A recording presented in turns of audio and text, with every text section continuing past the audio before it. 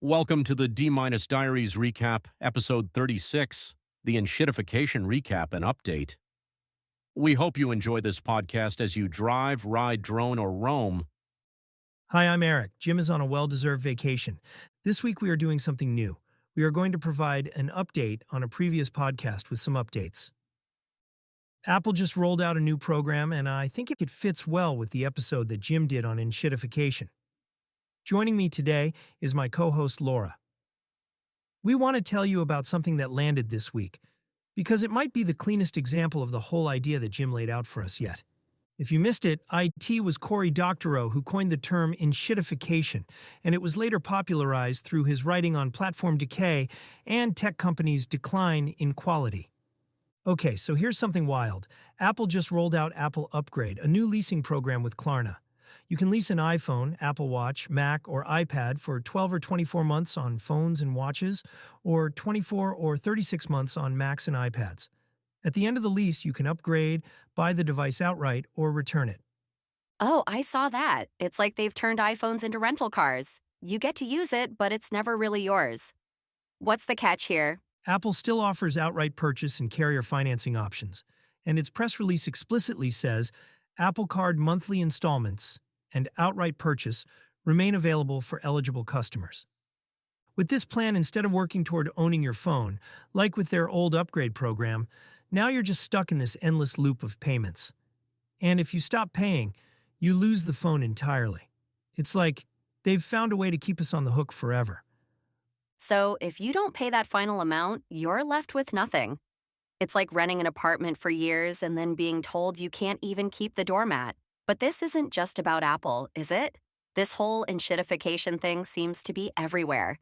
It is like return a lease car early.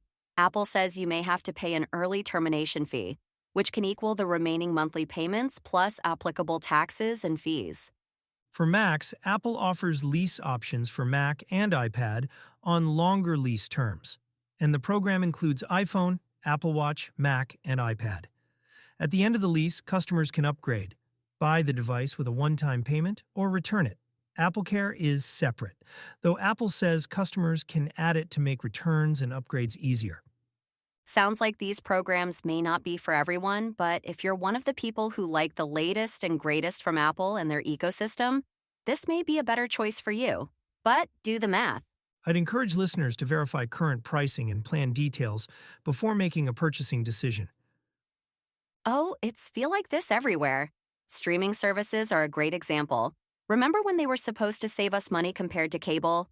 Now, with so many subscriptions, people are paying just as much, or even more than they did before. And airlines, they've turned basic services into a la carte shards. Want to check a bag? That's extra. Want to pick your seat? Extra. Want to breathe? Well, not yet, but give it time. And software, too. It used to be that you bought a program once, and it was yours. Now everything's a subscription. You're not buying the software, you're renting access to it. And the moment you stop paying, poof, it's gone. It's frustrating because it feels like we're losing control over the things we buy. Remember when TVs were built to last? They were practically furniture. If something broke, you fixed it. You didn't just toss it out and buy a new one. Oh, absolutely. And even as technology advanced, the old systems adapted. Analog TVs worked with converter boxes, you added a VCR or a cable box, but the TV itself stayed. It wasn't until the digital conversion that things really started to change. Suddenly, perfectly good TVs became obsolete because the system around them changed. And now, with smart TVs, it's not just about the picture quality. Companies are tracking your viewing habits, collecting data, and monetizing it. The TV you paid for has turned you into the product. That's the ultimate enshittification, isn't it? The thing you bought to consume content has made you the most valuable content of all. Every show you watch, every click you make, it's all being turned into profit for someone else. And it's not just TVs. It's GPS units, smartphones, even the apps and software we use. Companies have figured out that selling a product once is good, but turning it into a subscription is better. It's recurring revenue forever. And the impact on consumers is enormous.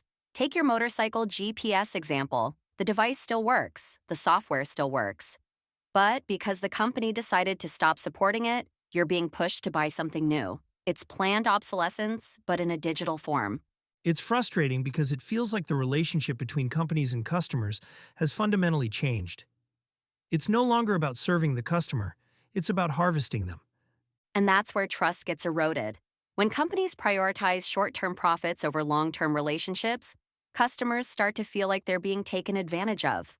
So, what do we do about it? How do we fight back against enshittification? It starts with being more deliberate consumers. Repair what can be repaired. Avoid unnecessary subscriptions. Support companies that stand behind their products. Buy durable goods when possible. And resist the temptation to replace something just because advertising tells you to. And maybe, just maybe, we can start rewarding businesses that value long-term relationships over short-term extraction. Because at the end of the day, a good product should serve its owner for as long as possible, not until the next quarterly earnings report. That's the real cure for enshittification, isn't it? It's not about technology or regulation. It's about consumers deciding they're tired of being pickpocketed and demanding better. Until then, though, we'll keep paying more, owning less, and being told it's progress. Progress, right?